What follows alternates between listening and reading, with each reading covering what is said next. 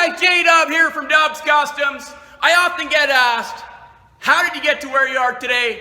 And what kind of hurdles did you have to jump to get there? So today is going to be a little insight, a little backstory on how the dubster got to where he is. Let's begin. So in 2009, a lot of you guys don't know, my shop burnt to the ground. And it was one of the most devastating days of my life. I've been dreaming about this. I've been collecting tools. I've been honing my skills to make this dream a reality. And that day, everything came crashing down. So the backstory behind it is I worked a 12-hour night shift. I got back and I had a couple hours of sleep. I was shook and awake. I was told your shop wall's on fire. So of course that perked my attention. I jumped up. I ran outside. This is minus 20. I ran straight into that shop. The place was full of smoke. The flames were over on the side of the roof. And I ran in there and I started pushing out Goliath. And I grabbed the welder. The flames are coming closer. They start chasing me back out the door. I'm taking in so much smoke into my lungs. It's just unbearable. The heat is incredible. And I ended up getting pushed back outside. So I'm running around. I'm trying to save what I can. But at the end of the day, I was just lucky to be alive at that point. I shouldn't have ran in that shop at the time when I did. I might not have made it back out of there. So after this day, I was completely exhausted. Later that night, my family came. They were consoling me, and I just couldn't breathe. And I had to tell them, you got to take me to the hospital. I just can't breathe. So I ended up spending 4 hours in the hospital on oxygen, and it brought me back around. But life changed in an instant, just like that. I no longer had a space to create. I no longer had my spot, to hone my skills. So I sat for 2 months, sitting on the couch, wondering, why did this happen to me? And then the phone ended up ringing. And I picked it up and I said, hello? And my best buddy, my lifetime friend, he was on the other end of the line and he says, J-Dub?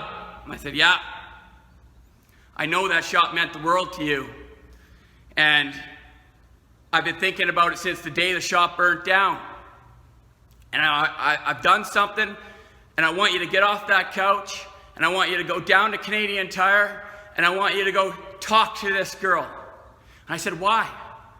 And he didn't give me that answer. He just said, get off the couch and go down to Canadian Tire and talk to this girl. So I did.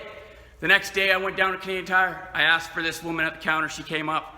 And I said, my friend, he's told me to come here, and I'm not sure exactly why I'm here, but maybe you can tell me.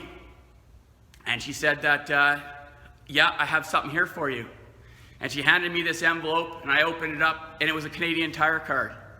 And on this Canadian Tire card was $2,000 in money that was raised for me. My friend had reached out to my whole family and every friend that I had. It was the nicest human gesture that anybody's ever done for me. And he told me on that phone that when you go down there, this is going to be your first step forward. And at the time, I didn't understand what he was saying. But when I was holding that card in my hand, I realized that this is what he meant.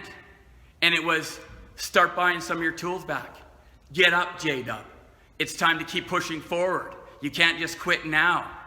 And that guy that did that for me is right here today. And his name is Chaco.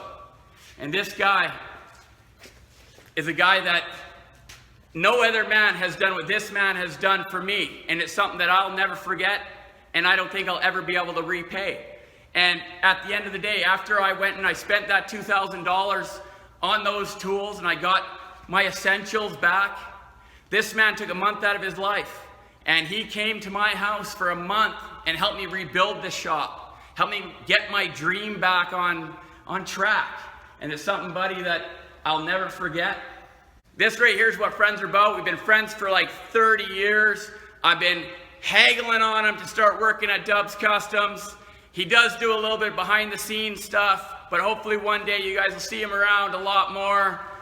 Bro, if I can ever repay you, I will. I love you, man. Love you too, brother. You guys be safe out there. Peace.